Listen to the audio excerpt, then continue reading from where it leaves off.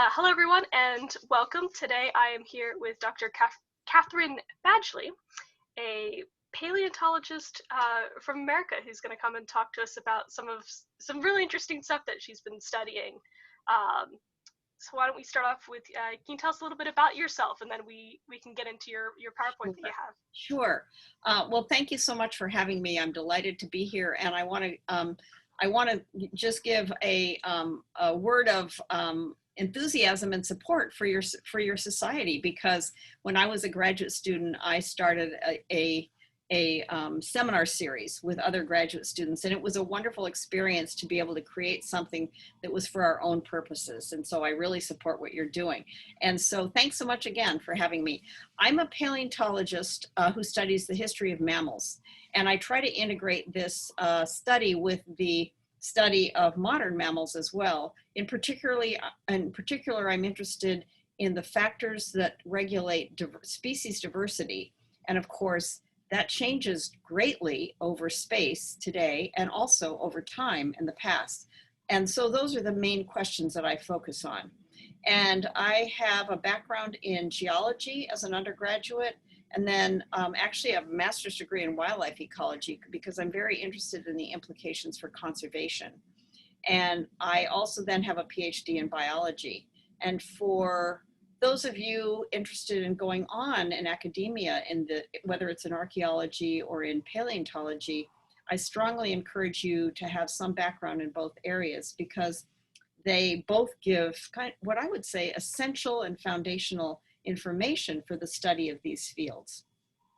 I will say that my field work has taken me to some wonderful parts of the world. I've worked in East Africa. As I was explaining earlier with Bridget, I've actually worked with archaeologists at Lake Turkana with Richard Leakey and Glenn Isaac. Glenn Isaac, unfortunately now deceased, but he was one of the people who worked on early Stone Age assemblages associated with early hominins there. Most of my work, however, is with older sequences, what we call the Miocene, and which extends from about 23 to 5 million years ago. And my main field area has been in Pakistan, where I've worked with a large group of other scientists to try to unravel the factors that control changes in the diversity of mammals over time. And there's a wonderful fossil record there that is preserved by the sediments that are shed off the rising Himalaya mountains. And now, because we no longer are able, at least Americans are no longer able to work in Pakistan, at least not easily, I'm doing similar research, but now focused in the Mojave Desert, which is in southeastern California. It's a part of California that most people don't know much about. It's a very large desert area that has several basins with really good fossil records. And so that's what has brought me to that particular place. Right, that is all really, really cool. Definitely talking about some much older stuff than we would cover. I think some of the oldest topics that we've covered in archaeology have been when we were talking about some very, very early hominids, right. Like Lucy from Africa. Yes, yeah, right. I think that's about as old as we've gotten, and that was just like maybe a couple classes just to kind of go over it. We usually kind of start with like Paleolithic and then move up from there. Right. So it'll definitely be interesting to hear about something so much older and so much different. Right. Yeah. Well, do you want to go ahead and get started with your PowerPoint then? Sure. I do have a short presentation just to give you an introduction to the questions that I'm working on now. As I think Bridget mentioned, at least in her notice to you, the topic that I'm working on right now with my students and with my colleagues is landscape history and how that relates to mammal diversity. And I'll take a few moments to explain what I mean by that. So what I'm going to do is to share my screen with you, and we'll go into a short PowerPoint presentation. Then we'll come back and do some more discussion. So let me try this now. All right, this will be good. Whoops, let me get that out of here. I'm not sure what. All right, well, I can see your screen now, so that's a good sign. Okay, great. And let me get this started now. Okay, very good. Can you see? You should see what I'm calling a title slide that says Landscape History and Mammal Diversity. And it shows a scene of the setting in which our study takes place.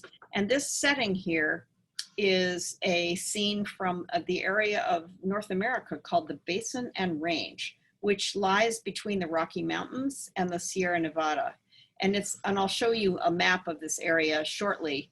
Whoops, but it's an area that is really interesting today because it's got a huge, there are more than 200 mountain ranges, many of them very small, in this Basin and Range area.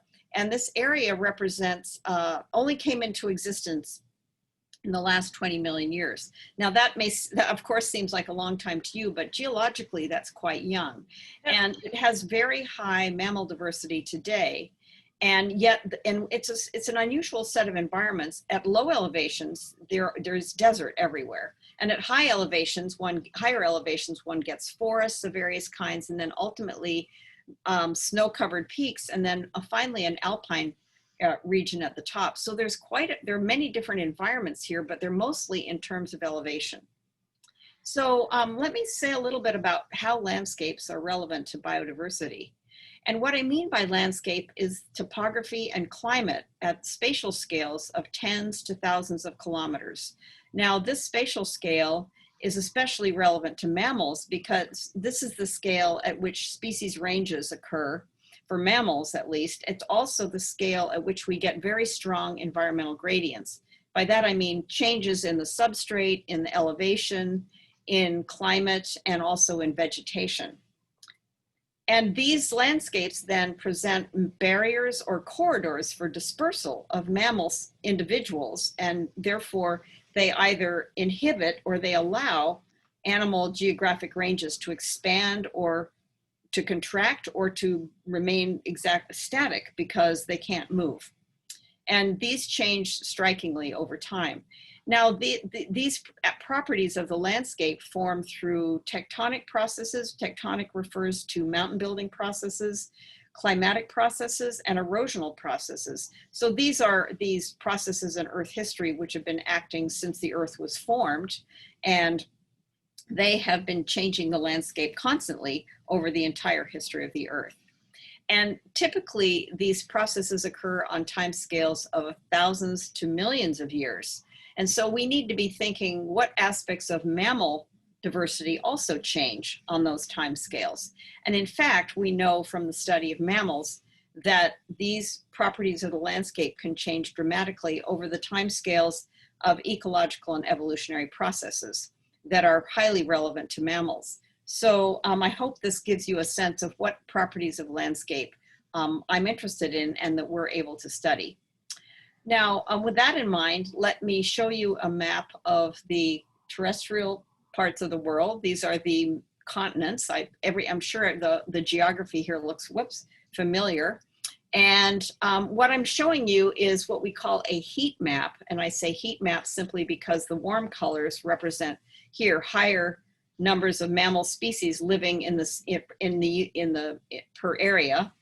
And we're looking at this on one kind of heat map scale that covers the entire world. And what you're easily able to see, I'm going to see if I can bring my cursor up. Yeah, here with this little arrow. So you can easily see the most familiar spatial gradient that we know in biodiversity study, and that is what is called the latitudinal diversity gradient. And that means as we proceed from high latitude to low latitude, whether we're in the northern hemisphere or the southern hemisphere, that the number of species increases. So we're getting to from cooler to warmer colors.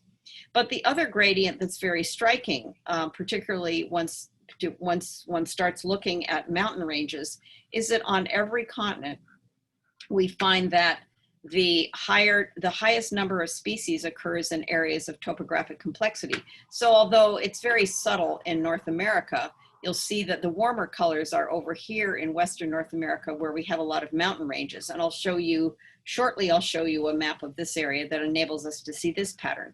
In South America, we have very high species richness in both Amazonia, but also the highest is actually right along the eastern edge of the Andes where my cursor is now. In Africa, the highest richness is, species richness is in the African Rift System, which is right here. And then in Eurasia, the highest richness is along the Himalayas and also Southeast Asia, and which is very, very complex topographically with many small sort of twisted mountain ranges. And in Australia, which has relatively low mammal diversity overall, the highest diversity is along the eastern margin, and that is where there are mountains along the entire coastline. So this pattern, although it has different magnitudes in different places, is persistent. Sorry, trouble. PowerPoint is jumping around here. Yeah. This pattern of this secondary gradient associated with complex topography is present on all the continents. And we do know if we look at this with geological eyes, that all of these topographically complex regions that I pointed out here are either current or former tectonic plate boundaries. So that starts us thinking, how is the history of these topographically complex regions, how does that reflect Earth history? And then why does that have such a big impact on mammal diversity? That is really cool. Sorry, yeah. I just had to say, because I've never seen a map like this. Yeah. Like, I've always heard that, like, in the Amazon, there's so many different species. Right. And that's kind of like the one thing that you always hear about the Amazon is just how many species are there, but it never quite registered that something similar, you could find something similar in other places as well. Yeah. Yes. It's super cool to see. And plus I like seeing Ireland there where it's just all blue. Well, I mean, many parts of North America are all blue too. I mean, yeah. Certainly for Ireland, partly because it's at least now an island, but also because of the high northern latitudes. Yeah. And also because, and much of the higher latitudes have low diversity, partly because they were so severely glaciated in very recent time. And that has, I know that has a big impact on Ireland's archaeological record, and it also does for much of North America as well. So moving ahead then, now looking at North America, and I'm focusing in here on the area, the area that I study. Let me get my cursor back. So now we're looking at a heat map of just part of North America. And in particular, this map now is just showing the species richness of living rodents. Now, so rodents are small mammals that include things like mice, squirrels, beavers, voles, kangaroo mice, muskrats. I'm trying to think of some of the ones that you folks will be familiar with. And the reason we're focusing on rodents is because they are the most diverse group of mammals in the world. So to a first approximation, a mammal is a rodent, even though that's not the way we think of it. But for that reason, it's interesting to study their diversity because they represent quite a bit of the diversity of mammals. The other thing is because they're small and some are burrowers or some live in holes in the trees, their biology is closely tied to properties of the substrate. So they tend to be animals that reflect very strongly the changes across the landscape. And here in this heat map, you can see that there's very strong gradients of rodent diversity across North America, particularly in Western North America. And the highest diversity we're seeing here, if I can get my cursor without changing the slide, is along the Rocky Mountain front where it's really, really red. And then the area that I was telling you is the Basin and Range is the area I'm outlining now. And you can see how it looks wrinkly, almost like the surface of a prune. And that is all the many mountain ranges, parallel mountain ranges that are in this area, creating very complex topography. And it's a very interesting area for geologically, but also biologically. And so what we call this gradient is the topographic richness gradient. And what it means, as the text explains, is that species richness increases with topographic complexity. And of course, I'm focusing here on mammals, but we see the same pattern with birds and with vascular plants and with other groups as well. So what I have been doing over the last maybe, say, 15 years or so is to try to study the ways in which mammals come and go, species come and go. That's the process that we call diversification in landscapes that are changing rapidly, geologically rapidly. And so I have assembled a research group of geologists, biologists, and paleontologists who are studying landscapes changing over geologic time and then following how the mammals change as well. And we're trying hard to see how different processes, speciation, the formation of new species, extinction, the disappearance of species, shifting geographic ranges, and environmental filtering have changed diversity over time. And we have this little acronym that we call NARLI, which is North American Rodents, Landscapes, Evolution, and Ecology, just to have something catchy. That is a catchy name. It's very gnarly.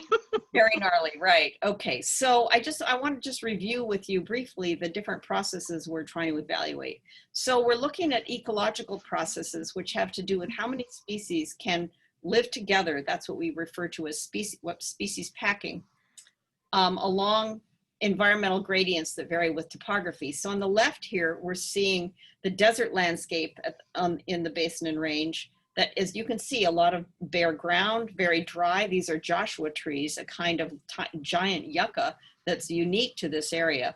And then on the right, you're seeing alpine zones that have a totally different climatic regime and a totally different vegetation. And they're really within sight of each other in the Basin and Range. So they're very strong environmental gradients, and we find completely different species living in both of these areas. We're also looking at evolutionary processes where we're trying to see how barriers, whether they're deep canyons like what's pictured here, or high mountain ranges that might isolate populations and promote species formation or extinction. And then also we're looking at the geological history.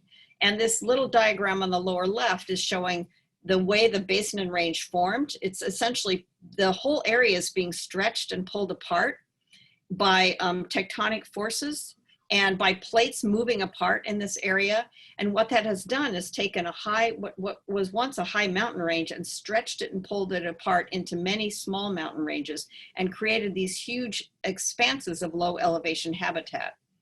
And then the view on the right is the more recent climate history that's showing what the North America looked like 20,000 years ago when huge ice sheets covered the area. And of course, Ireland would have been strongly affected by these ice sheets as well.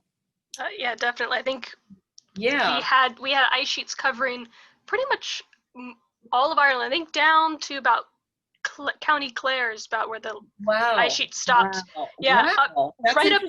Actually, it didn't cover the whole thing. No, it didn't. We had like a little tiny kind of band down at the bottom, but I think it covered Ireland like well up until the end of the Paleolithic. I think it was only in the Mesolithic that the ice sheet retreated enough that we see evidence of human habitation. And that's interesting because a very similar pattern has affected the state of Michigan, which may be, about the size of, I don't remember the area comparison, but Michigan was totally covered with ice actually, and then it retreated, south to north, and so the area where Ann Arbor is, where I am now, only became available as land about 13,500 years ago. And so, it's interesting to realize that these ecosystems here are very young. But getting back to our research program, my research group is trying to analyze the causes of this gradient, which we can't really understand just by studying the modern world, because the modern world is just a snapshot through these processes, and these processes play out over thousands and millions of years. So we're trying to investigate the diversity gradient over deep time by looking at the fossil record of mammals, and then tracking changes in diversity in relation to changes in tectonics, topography, and climate. And then we basically we pose questions and try to test hypotheses. And in particular, as I'm focusing on the North American record of rodents over the past 30 million years. And I'll show you just a brief example of the kind of data that we're recovering. First of all, just a brief aside about rodents. Here is a view of many kinds of North American rodents today. And so you can see, you know, little furry things that, you know, some of which have amazing adaptations. For example, some of my favorites, for example, these are the kangaroo mice and kangaroo rats, which have enormous ears, the ear sort of ear regions, so they're able to hear, you know, amazing sounds that we can't hear at night. They're also incredible hoppers and jumpers. They also have remarkable physiology, so that they never need, even though they're living in a desert environment, they're able to get all of their water from dry seeds, if you can imagine. And then other things, other interesting ones, you know, we have, this is a kind of ground squirrel. This is a vole, a tree squirrel. This is a pocket gopher. What is this little guy? This looks like one of the meadow jumping mice that lives in our area. And then big woodchuck, and then, you know, another kind of the deer mouse that we have here in North America. And so on the right now, you can see a map of the lower 48 states. All those little blue dots that you see are fossil localities across the country. And so these are fossil localities. The Neogene refers to 23 million to 2 million years ago, roughly. So you can see we've got hundreds of fossil localities. And then below you can see the fossils. You can, sorry. You can see a picture of the fossils themselves, and then some reconstructions of what some of these fossil rodents look like. Some very strange ones that are very different from anything living today, including a horned gopher, and then a beaver that lived on the plains and created huge spiral burrows. So, you know, the neat thing about the fossil record is it always stretches your mind. There's always something there that's like nothing alive today. So you have to expand your horizons of what is possible. Yeah. No, I always love looking at some of those, you know, the reconstruction drawings of some of these ancient creatures, and it's fascinating to look at them and go, this looks like something we'd see in Star Wars. They're just such strange. Well, and it could be that's where Star Wars got the idea. That is very possible. Yeah. So the two of the questions that we're, for example, trying to address with our records of landscape history and mammal diversity is, does an increase in area, geographic area, promote an increase in species richness over time? And that, I say that because, as we'll see shortly, the area of the Basin and Range started out small and then expanded through, and I'm going to show you a little video of what that expansion looked like.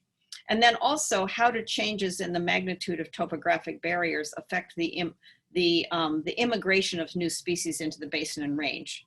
And that's another kind of question that we're trying to address with our fossil record. So I want to now highlight the work of some of our geological colleagues who are working at Stony Brook University on Long Island. And they have taken ancient faults, and faults, you know, being huge cracks in the ground where the earth is moving along those faults, up, down, or sideways. And they have, by restoring the movement on those faults, they're able to look at the way Western North America has changed over 30 million years. And so what I want you to look at is, and I'm going to try to get my cursor going without starting this little video yet. I want you to notice that this big white area here was a high mountain range, as high as the Andes, and it existed for 40 to 30 million years ago in Western North America, and then started to pull apart. And it's the pulling apart of this enormous mountain range that has created the Basin and Range of today. So what I want you, as you watch this video happen, I want you to see that this whole area is going to expand to the west. It's also, the white area is going to be pulled apart, break up, and then to some degree disappear as some of the elevations drop a little bit, and this one huge mountain range is now split up into 200 small ones. So with that, the video is going to go, just take less than a minute. And if you look in the lower left, you'll see a counter for time. So we're going to start 36. So just for reference for some of our non-American viewers, so this here, I don't know, you probably can't see my mouse, but I see California. Yes. Is the kind of, it's been stretched out a little bit, but that does look like California there. Yes, we've put the state boundary markers there just to give some familiar orientation, but you'll see that much of California at this point is underwater. Oh, wow, There, yeah. in other words, there's almost no California at this point. And there's Yeah. almost, if just east of California is Nevada, which is very squished. And that's, Nevada expands, increases in area, but at least by twofold during this period. Oh, And wow. these polygons here are areas where we have high concentrations of fossil localities. And that's the reason we've placed them on Okay. this map. Yeah. So let me start this little video. And here we go. So now you see the counter moving. Now you see how the continent boundary is starting to shift rotate to the northwest especially. And you'll see that high white area start to disappear and the mountain range start to pull apart. And it's going to, this process of westward movement is going to now starts to increase quite rapidly. And now you're going to start to see Nevada expand. California is going to start to look browner, meaning more of it is uplifted, is emerging from the ocean. And now we're getting close to the modern setting. And so, yeah, now we're in the modern condition. And now you see California being green and brown, which is all essentially above sea level. And now you see that sort of bumpy look of, whoops, you see this, whoops, I'm sorry. No, sorry, but I did see it, how the white bit there had basically completely disappeared. Yeah, and that huge mountain range has disappeared, and now we have all this very bumpy looking part of Nevada, which are the hundreds of mountain ranges that remain as a legacy. So you can see there's been a huge change in the landscape. So our question is, what happens to mammal diversity over this time period? So here we have our answer. This is actually all mammals, not just rodents. And we've compiled the data here from a public database that has recorded fossil localities from all over North America. But we're just looking at the mammals that are found in what is called the Basin and Range. And we see that from about 30 to 18 million years ago, that there's low diversity. Some of that is because they're areas that are poorly sampled. But then we see an unusual pattern at 18 million years, and then the diversity shoots up to as high as it is today in this area, remains high, and then it slowly declines over the last part of this history. Now what we're going to add to this graph is the record of area change. So as the area is pulling apart, our geologist colleague can estimate how rapidly the area is changing for each of these time intervals. So we're not looking at area per se, we're looking at the rate of area change. If we're looking at area per se, the curve would look like this. What my cursor is, it would just keep increasing. Yeah. It would go like that. So so now we can look at these two curves. And when we first saw these two curves together, we were all so surprised. We thought, my goodness, look at that. The mammal diversity seems to be changing in synchrony with the rate of area change, not with area itself. And so what this is suggesting to us is it's this disturbance, it's this fracturing of the landscape that is stimulating mammal diversity. And what we're now trying to figure out is how much of that is due to new species moving into the area through geographic range shifts, and how much of it is due to new species forming. Now, one more thing I should point out is this gray column in the middle here. This represents a period of global warming, the last major global warming period before today. And at this point, globally, the Earth warmed by several degrees centigrade. So, even as sort of at the high end of the projections that we're facing now, but it happened much more slowly. So the interesting puzzle for us then, as people studying the mammal record, is we see this peak in mammal diversity coinciding with the breakup and the expansion of the Basin and Range, which is a phenomenon restricted to Western North America. But now we also see this global signal of temperature increase, which occurred in Western North America, but occurred also in the oceans. It occurred in many parts all over the world. And so what we're trying to unravel and we can talk about how we approach this after shortly. We're trying to unravel how much of the mammal diversity might be a response to climate warming and how much might be to the breakup of the mountain range in this area. But we've been very intrigued by this pattern. And then finally, I want to point out that this graph is showing us the way in which the composition of the mammal faunas changed over time. And although this is not meant to be an eye test, but I mainly want each of these tiny colored stripes is basically number of species in different mammal families. So a number of these ones at the bottom in these sort of pale green to blue colors, are rodents. And then we're looking here at the ungulates and then at the carnivores at the top. And so what we do know, if we look at this in detail, is that in addition to the number of species changing during this period in right around 17 to 14 million years ago, when we had global warming, we also see a very big change in faunal composition. So that is one of the reasons that we think that there was probably both new species formation occurring as well as geographic range shifts occurring. So let me just summarize, and then we'll end my presentation and have a conversation. What we do know is that in in this area, that the changes in mammal diversity are tracking the rate of area change in area and elevation based on these geological models.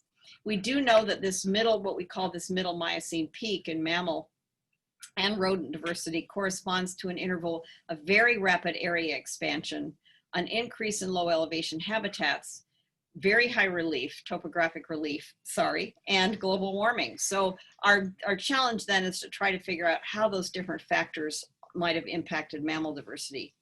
And this peak of diversity included, although I didn't present the data, we have been able to determine this peak includes new species immigrating into the area from elsewhere, as well as originations, new species originating within the region. And also what we do know from studying our fossil record of rodents is that from about this period of 17 million years ago to the present day, that rodents become an increasing proportion of the mammal fauna of the Basin and Range as the area and the number of mountain ranges increased. And one of the distinctive aspects of this area today is that rodents comprise a very high fraction of the mammal diversity. And that seems to be true in many topographically complex regions. So now I'll end with another scene from the Basin and Range. So now that you've seen this bit of geologic history that I've summarized, you can look at the modern landscape and you now know something about how it formed.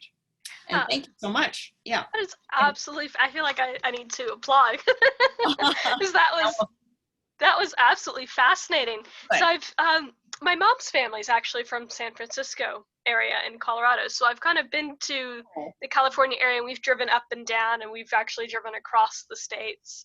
And I remember driving through some of that landscape, and looking out at the mountains and the hills. And I would think, how did these form, especially when you're driving across the states. That's one thing that I found.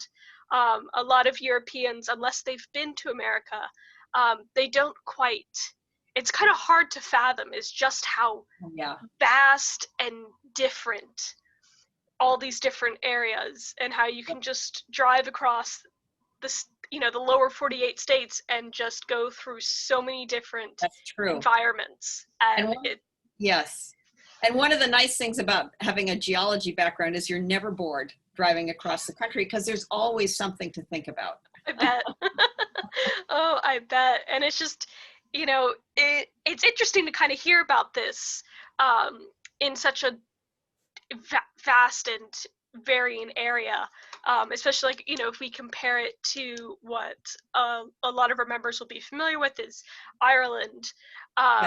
It's so much smaller of a scale, and it tends to be fairly kind of I wouldn't say like it's the same across the island. You still get some different areas, but you can kind of can expect what you're going to find when you go around. And, it's very similar to parts of say the northern Midwest or even parts of southern Canada where you do have low mountain ranges, but because they're not high enough to have very strong environmental gradients. And so what it means on Ireland and probably very similar in Michigan is that you have pretty much the same mammal species everywhere, at least if Yeah. I mean, with the exception that, you know, now humans have modified the environment, so they're excluded from in a lot of places. But if we could go back, you know, 10,000 or 20,000 years, you'd probably find roughly the same species everywhere. And that's true of many areas that don't have complex topography. You see geographic ranges extending over enormous areas because they're basically kind of homogeneous habitats everywhere. And the mammals that can live in one place can just as easily live in the other. Yeah, which makes sense when you have kind of the same environment across the area, and you don't have, I mean, we have a couple of mountain ranges, quote unquote. Also, I've been to a couple in Ireland, at least we call them mountain ranges, but you know, you go up and you look at them, and you're like, these are kind of just big hills, and you know, those would be fairly easy to cross, or for a species to kind of cross back and forth. Whereas some of the mountains that you would see in the States could be massive barriers. That's right. Exactly. You've hit on just the right things. One thing I will mention is, you know, I'm talking about an area long before we had hominids or hominins.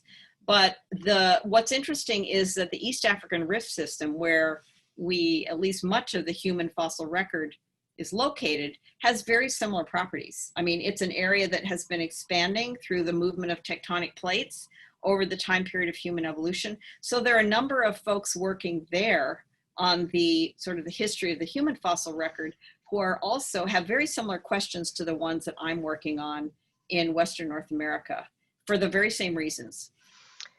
Yeah, you know, that kind of, you know, as you're talking about how the environment could possibly could hinder or could help species diversification and all of that, you know, it kind of reminds me of some things that we would talk about in archaeology, because granted, we're talking about people, and sometimes in linguistics as well, when we're talking about different groups of people changing, or you might have one parent group that then splits off and becomes a bunch of different sub-child groups that are still distantly related, but because they've been separated by distance or they're isolated by the environment, they end up changing so much.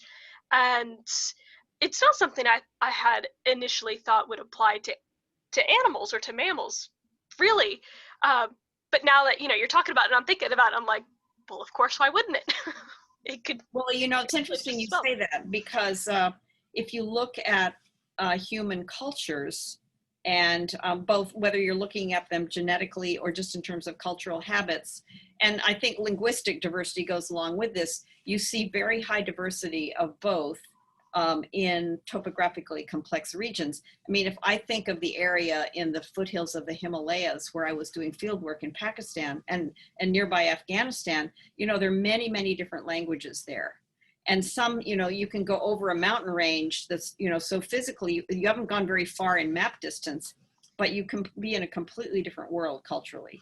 Yeah. And even genetically, because some folks are much more of, say, South Asian background. Others actually represent North Asian or even West Asian influence. And so you can see people with blue eyes and red hair in, you know, in small valleys in certain regions in northwestern Pakistan and Afghanistan, as some even reflecting the influence of the Alexander the Great and his people that spent, you know, that came as far east as roughly where my field area is and was in Pakistan.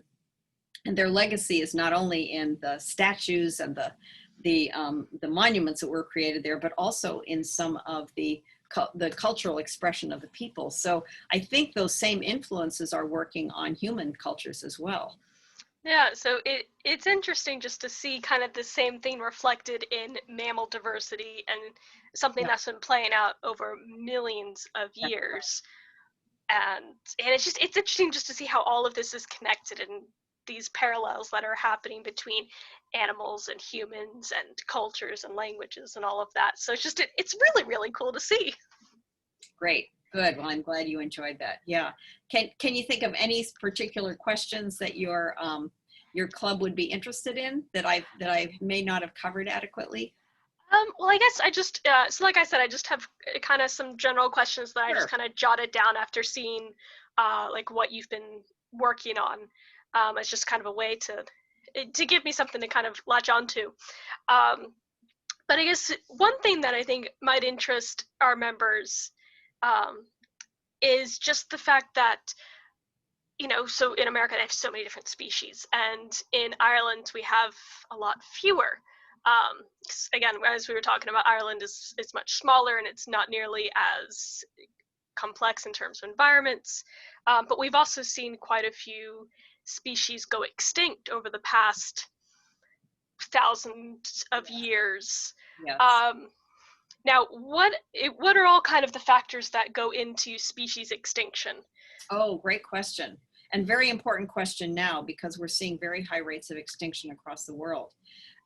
Well, if we're in a pre-human world, then the factors that cause extinction tend to be, where we see high rates of extinction in the fossil record are periods usually where we see strong environmental changes. And that doesn't mean that the factors are entirely physical. I mean, because for example, changes in the landscape or in climate will ultimately have an effect on the vegetation, which is typically the resource that at least that mammals are relying on directly or indirectly. So it's usually a complex interaction between the physical and the biological changes. But we do see, and then depending on how rapid those changes are, if they're very rapid, the extinction may follow because they're too rapid for species to adapt or even to move, to shift their geographic ranges quickly enough to follow their preferred habitats. And that process is one of the things we're worried about today, where the rate of temperature warming now, and also with changes in precipitation, are occurring at a much faster rate than we see generally in the fossil record. And one of our big concerns is that species won't be able to keep up. Even if their preferred habitat still exists on Earth, it may be far, far from where they live now. And so that's given rise to the idea of assisted migration even. So I think the factors, but in other words, the factors that cause extinction in the past are largely environmental change. The factors adding to that for today, though, we have the main human factor is what I will call targeted exploitation. And by that I mean, it can be just outright hunting. It can be killing animals without necessarily, consuming them. And it may be intentional and it may be unintentional. So for example, in North America, and I know this happened in Ireland as well, wolves were extirpated over much of their former range because they weren't eaten particularly, they were simply killed because they were considered a dangerous predator, usually dangerous to livestock more than to the humans. And so a lot of animals have disappeared because they're targeted either for food or because humans don't want that competition. And then in addition, there are animals that are succumbing to disease, often inadvertent, but for example, there are now, particularly with all the movement back and forth across the world to islands in particular, there are forms of, say, avian malaria that have caused the decimation of bird species on islands in the Pacific. And nobody intentionally introduces avian malaria, but by bringing ships that have barrels of standing water with mosquitoes in them that carry malaria, that happens. So there are all sorts of both unintended and intended consequences that are playing out today. Yeah, no, that definitely makes a lot of sense because a lot of that is stuff that we've been hearing a lot, especially like you said recently. But it's always interesting to kind of hear about the different factors that go into it, because especially if you look at lists of species that used to live, like if you look at Ice Age animals, Yes. and there's so many different kinds, like there's so many different kinds of ancient elephants, Oh, and right. now we're down to like 3 or 4 species. Three species. Three That's right. species. Yeah, and you raise a good point, because one of the more recent episodes of extinction that scientists are still puzzling about is what is called the megafaunal extinction, mega meaning large. So that includes a number of things like mammoths and mastodons, of which there were a number of species of each. and then other very large animals that coexisted at the same time. This happened in Irish elk, for Yeah. example. Wonderful, amazing animal whose statues, I mean, it's not statues, skeletons, I was so impressed to see in your Natural History Museum in Dublin. That's a classic example. So the question there is often, were they driven to extinction by human activity? And in some cases, there's evidence seems to be yes. In other cases, it's ambiguous, because at the same time period that these animals that humans were hunting them, often intensively, there was also very rapid climate change. This was when the ice was melting, the world was warming very rapidly, vegetation zones were shifting rapidly, seasonality was changing from year to year and decade to decade. All of that is a huge disturbance to ecosystems. So it's very possible that the animals that disappeared because so much was happening all at once. But the human exploitation seems to have been a factor in quite a number of them. Yeah, like you said, the wolf suffered quite a bit in North America, and the last wolf was shot in Ireland, I think in like 1786. And they were hunted mostly because a lot of farmers relied on sheep or Right. cattle raising, and the wolves were a threat to that, which is something similar in the States. And I know that human exploitation, or over hunting, is a factor that may have contributed to the horse going extinct in the Americas.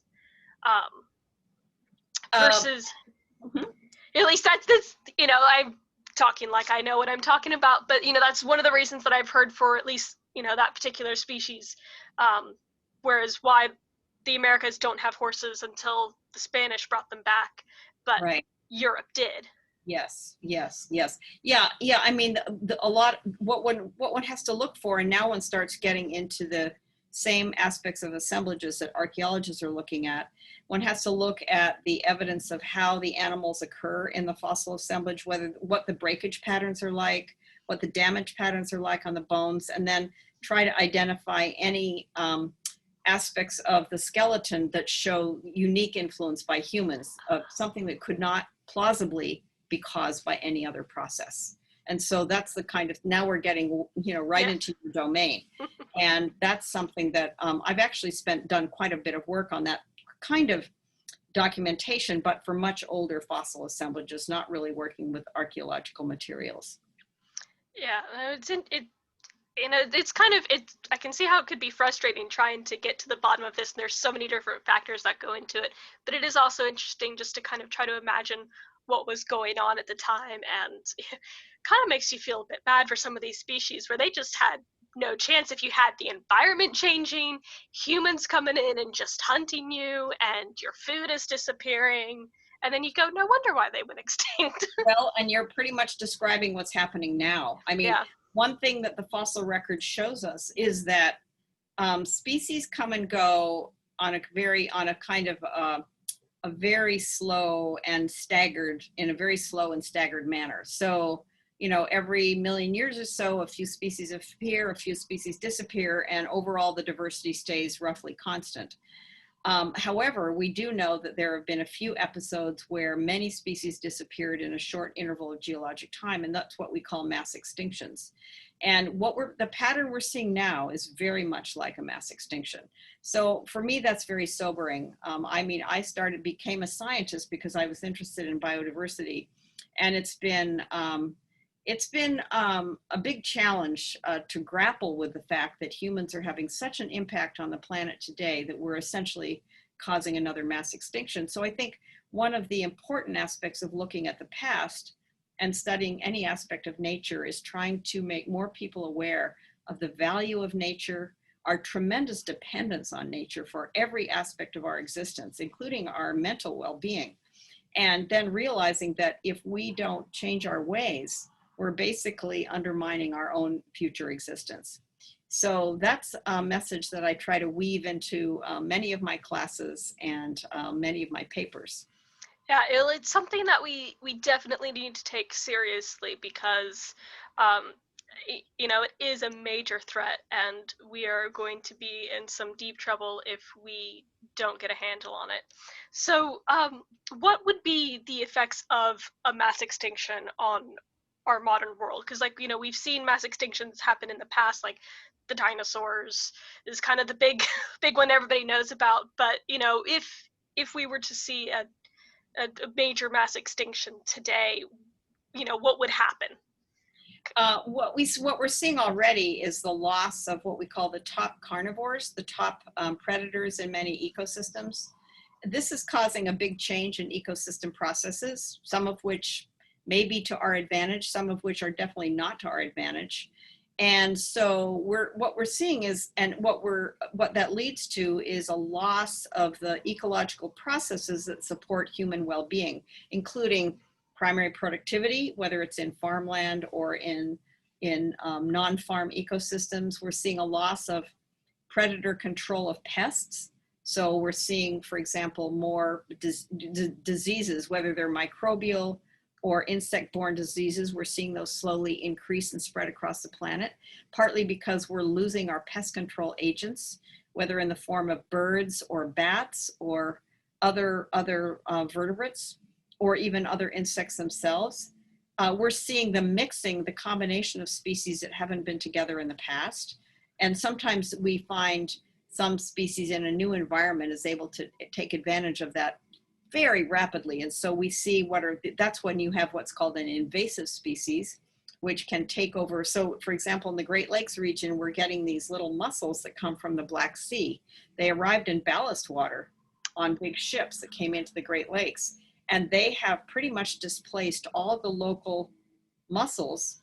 And they are, not only are they kind of carpeting the bottom of the Great Lakes in terms of their growth, they're also, and I actually find this a little amusing because sort of biting people where it hurts. They're also clogging up all sorts of drain pipes.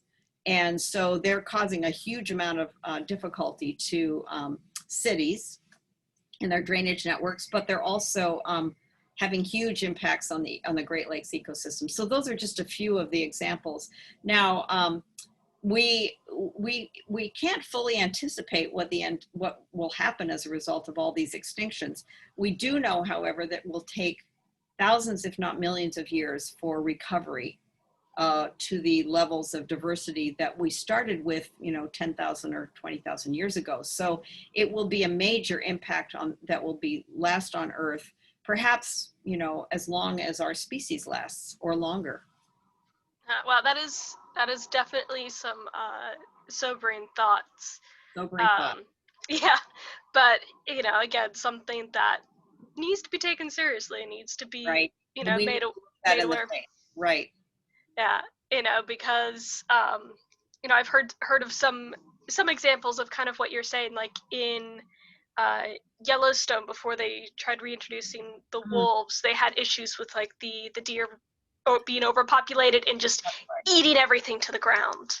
And I know in the UK they have issues with, I think it's the gray squirrel has been introduced into the UK, and it's displacing the native red squirrel. And so they have especially if you go up into Northern Ireland, you'll see signs everywhere saying, report if you've seen a gray squirrel, which is it's just a little amusing to just see. It's like, have you seen this criminal? It's a gray squirrel. But it's very, very serious because they have such a big impact on the environment that they've been put into, and because they've been adapted for a completely different environment that they can just completely take over. And it's crazy. It is. Yeah, I was pleased to see a little article in The Guardian just a week or two ago showing that beavers have now been reintroduced to a couple of rivers in England. And I don't know if that's also happened in Ireland, but that's very interesting because they're a huge rodent, actually. And they're what we call ecosystem engineers, in the sense that by building their dams and their houses of big sticks, they are essentially changing the local environment, usually in a way that promotes the well-being of many other species, aquatic species. They also tend to moderate the flow of a river. because the dams just slow the water movement a little bit. So they're really good for flood control. So there Oh are all yeah. sorts of good benefits from reintroducing beavers into an ecosystem. Yeah, no, I actually hadn't heard that, but that is really, really good to hear. So, I don't know. I think beavers are cool. I do So too. it's great to hear that they're back. And yeah, and so kind of just talking about beavers reminded me. So, your main focus of your project is on the rodents, Mhm. which is just really interesting because um, kind of when I think of rodents, I think of mice and mice and rats, and it's kind of about it. That's kind of what you immediately think of, Sure. um, or squirrels on occasion, or if the pigeons are being particularly annoying, they get called rodents as well, Oh, that's which funny. is I didn't know probably a bit that. insulting to the poor rodents. But it's interesting to hear that they have such a diverse range of species, and they're such a good indicator for Right. what you're looking at. That's right. They're Um, very good indicators of habitat diversity. And so, and they're actually quite interesting animals if one if one starts to look at all the species diversity around the world. And I realize, because of the tremendous success of what we call the house mouse and the various rat species that have learned how to live, with close association with humans, we tend to sort of latch onto those as being what all rodents are, but they're actually a tiny bit of rodent diversity, and they only come from one family, and the what we call the Muridae, the mouse family. But there are many families of rodents, and they have many, and even within the Muridae, which has over 1,000 species. Some of them are very, very large and fluffy, live in trees, have long bushy tails. There's an amazing amount of variety in that group. And they too, one of the reasons there's so many species is because their center of diversity is in Southeast Asia, where there's very high topographic complexity. So even they are an important part of our story. Yeah, no, it's cool to hear that because at least from an archaeological perspective, when we talk about animals, we tend to focus on the ones that are very closely related to humans, so like horses, cows, sheep and goats, dogs. Those are Right. kind of the main ones. Sure. Maybe some reindeer, depending on if where you're looking. Um, we really only talk about rodents, particularly rats, if we're talking about the Black Death. Oh yeah. Um, so it's interesting to hear about kind of a different side of rodents and how much that they can teach us about the environment. Right. And even if we're talking about millions of years before any kind of human appeared, excuse me, it's interesting to hear about their place in it and how the world was working before humans showed up, Right. because we're living in a product of what's been going on for millions and millions of years. That's right. That's right. Yeah. That is just it's really, really cool. So you said you worked a bit in Pakistan as well, because the samples there, like the fossils that you can find, are well preserved there.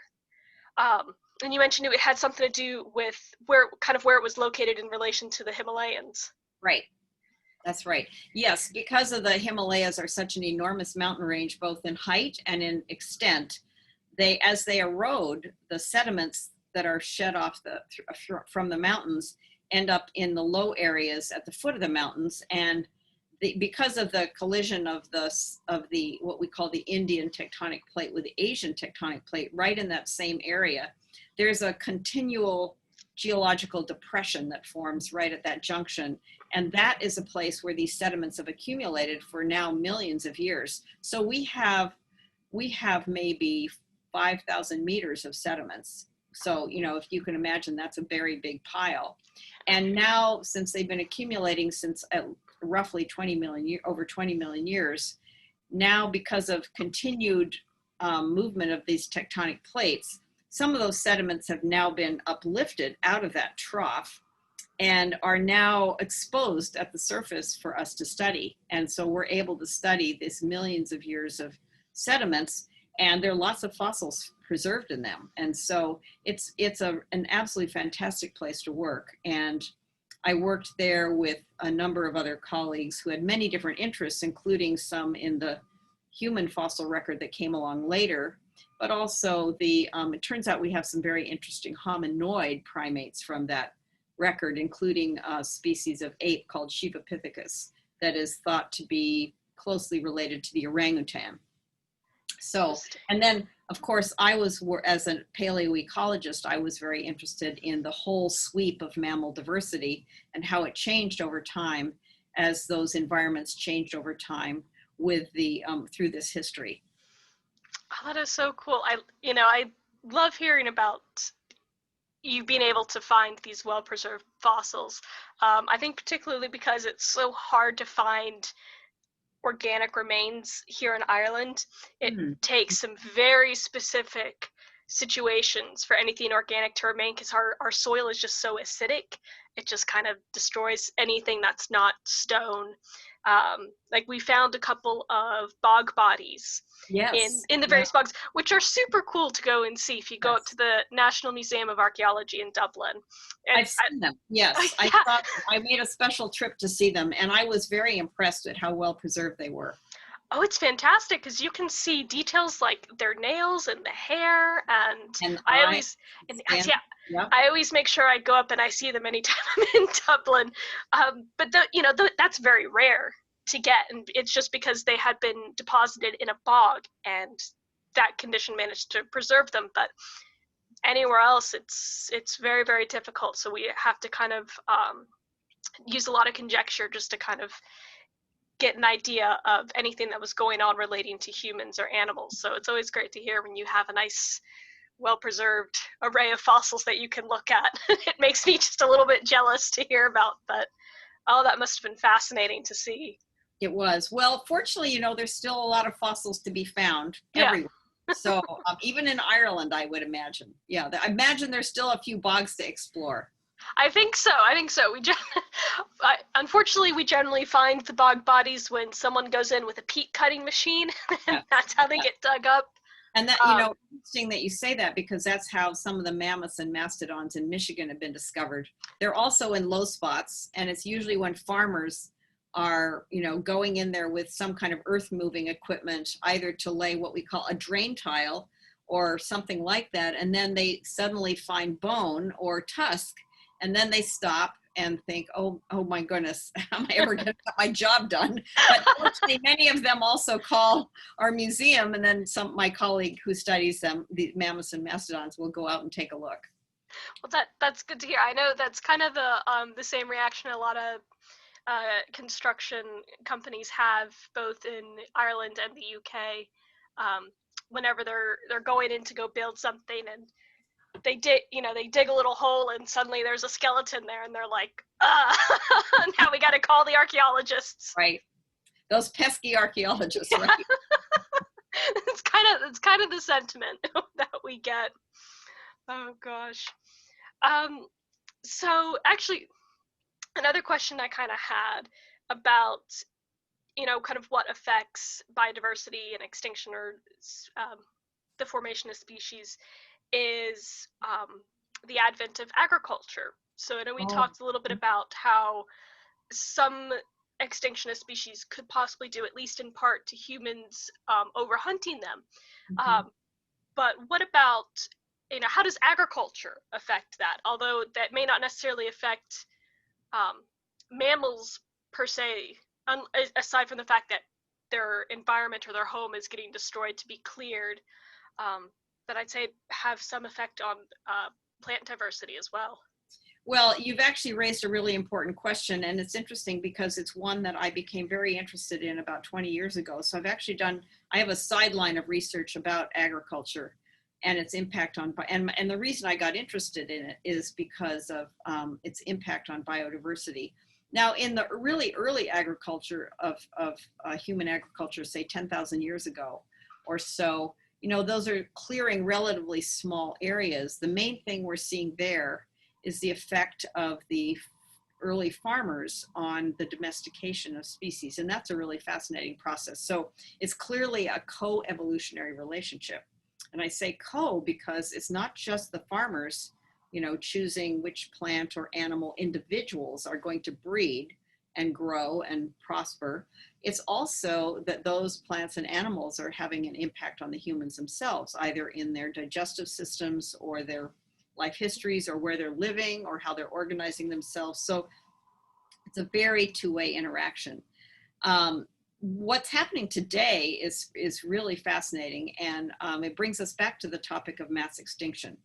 And if you look at all the factors, the modern factors that affect the endangered species around the world, and this is mostly, I'm now talking about primarily about continental regions, although there are parallels in the marine systems as well.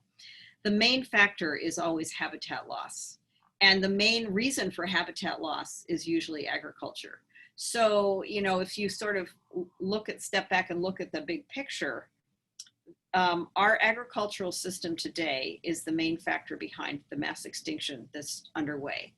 And so I, along with various other colleagues, different ones than with whom I'm studying the fossil record, have been kind of analyzing this situation in a number of ways. And if one digs into the data further, and here we're talking largely about the last 100 years of agriculture, during which time we've had what we call industrial agriculture, which is where you have a lot of mechanized equipment, you grow enormous monocultures, fertilize them with synthetic fertilizers, you use synthetic biocides to manage pests, and all of that is done on a very large scale in the developed world, but also more and more in the developing world.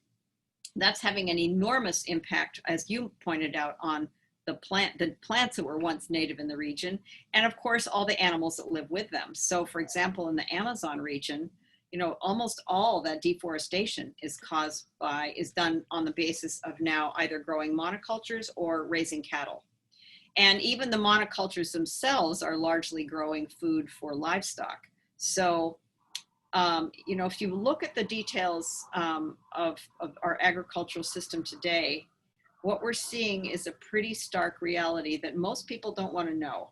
And that is that our heavy our cultural affiliation eating livestock products, whether it's milk products or meat, is responsible for much of the agricultural land area in the world today.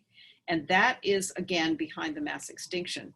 So we are either going to have to change our eating habits drastically, or find different ways of causing animals to subsist, or just reconcile ourselves to the fact that our eating habits are driving many species to extinction. And a lot of that happening indirectly just because of a vast amount of land clearing that is going to feed animals. And it doesn't matter whether the animals are in confinement or on pasture, because even the confined animals need lots and lots of food, and they create lots and lots of waste. So if anything, the confinement animal operations are even more of an environmental problem than those on pasture. Yeah. So that's agriculture is definitely a big factor that we need to change. And I mean, I actually feel I feel that we have some fairly positive alternatives. So I think that's one reason I think it's really important to look at that whole situation very closely and starkly, so that one can be motivated to go in a more sustainable direction.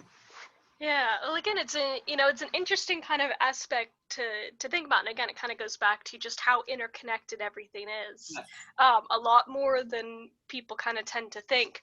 But it's one thing that I've kind of thought about in the past, especially like I've heard the story about the bald eagles in America.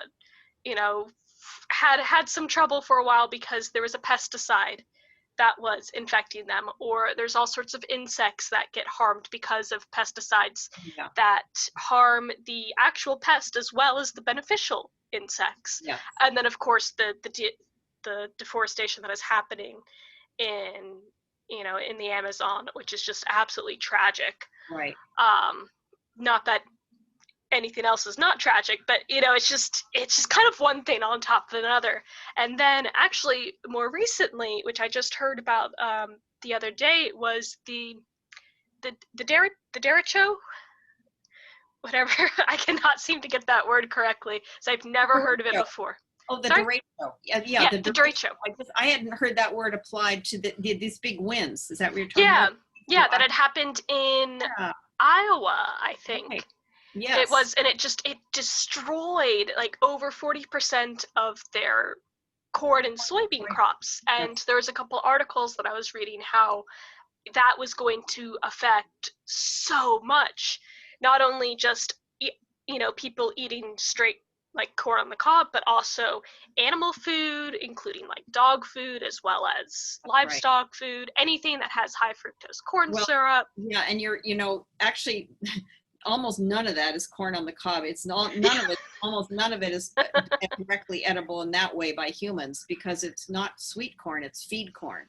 And so, the way we would eat it as you pointed out, high fructose corn syrup, maybe cornmeal, or corn byproducts like cornstarch. I mean, if you look at a supermarket, corn is in something like almost half the products in a supermarket, but not in a way that we would ever recognize. So corn gets, and that's where a lot of these, what we call these industrial uses of corn occur. But most of it is going for livestock feed. You're absolutely right. Yeah, and then it's just interesting. Then kind of related back to what you said. A lot of farmers using the monoculture in their agriculture. So when people think of Ireland, they usually think of the Great Famine in quick succession. And at least one reason why it was so devastating is because people were so entirely reliant on the potato. And if you're reliant on a single crop, and if that crop fails or something happens to it, then you're in some trouble there. That's right, and that's a big concern. I mean, within people who think about food and agriculture, because the number of varieties and the number of kinds of plants and the number of varieties of plants have been diminishing over the last 100 years, and there is concern that reliance on fewer and fewer varieties is leaving us vulnerable to exactly the same kind of problem that occurred in the Irish potato famine. And that was a reliance on a single variety of potato. I mean, there are hundreds of kinds of potatoes, and not all of them are resistant. Not all of them are susceptible to that particular fungus. And so eventually it was finding a variant that was not susceptible, that was resistant to that fungus, was that what restored the ability of people to grow potatoes once again in Ireland and other places. Yeah, it kind of goes back to the whole idea of we have mass extinction happening, and we end up losing a lot of these valuable species that affect the environment or have their own particular role in the ecosystem that is probably not very evident. It's kind of a running joke where if you see some strange, usually somewhat annoying organism, you kind of ask, what even is the point of this creature? But there generally is a point to them, and if they were to suddenly disappear, we would feel the effects very quickly. Mm-hmm. Right. Yeah. Well, on that wonderfully happy note, I think we'll go ahead and wrap up. Or I could continue talking for so much longer, because it's just some very interesting topics and very topical topics, really. Even though we're talking about stuff that happened thousands and millions of years ago, it's still very relevant to what's going on today in our own modern lives. Well, I'm glad you think so. I do as well, and that's one of the reasons that I always find studying the past really interesting, because I mean, not only is it just a fascinating puzzle, which would be perhaps reason enough to study it, but it does have a lot of lessons for us for today. Yeah, and that's at least one thing that I always kind of try to impress on people if I'm talking to them about a subject that especially if it's one that I feel really passionate about. It's that we might be talking about old dead things that are long gone or have left very little behind, but there's always something to be learned from them that we can apply today, whether it be looking at similar situations in the past to see if we can avoid the same mistakes, Mhm. or perhaps to prepare ourselves for whatever may come in the future, or even just to kind of learn more about ourselves as a species or as a society. Right, right. Well, and also to understand that we, whether we're looking at our anatomy or our culture or our kind of ecological situation today, we are living with many legacies of the past, the shallow past as well as the deep past. Yeah, And it's worth knowing a lot more about that so yeah, that we better understand what's coming in the future too. exactly. You know, that's one reason why especially this year when we're having to do all of our events virtually, because of social distancing and lockdown and all of that. But it's why I'm trying to find, as many different interesting topics that we wouldn't normally be able to have access to either, because there's a lot of really cool archaeologists and historians and all sorts of other people in a variety of countries that we would love to have here in person, but it's usually not feasible to get them over because we just can't afford it. So it's great to be able to talk to people such as yourself virtually, and to still hear about these different topics and hear about all these these really really cool things. So thank you so much for for agreeing to do this and for talking. You're most welcome. And that's maybe one of the long-term, positive things will come out of this pandemic, is that we will be a little bit more spontaneous now about talking to people from the other side of the world. Yeah, I think so, and I think we'll be a little bit more open to doing some of these virtual things. Right. uh, Right. yeah, so well, Well, thank you again. thanks. Thank um, you for inviting me, Bridget. And I hope that your society enjoys what we've been talking about. I think they will. It's something very different and very interesting, so I think they'll enjoy it. Okay, great. And hopefully maybe one day we can host you I would love personally in that. Galway. I hope so too. Very good. Okay, well, lovely to see you, and take care, all of Yeah, you.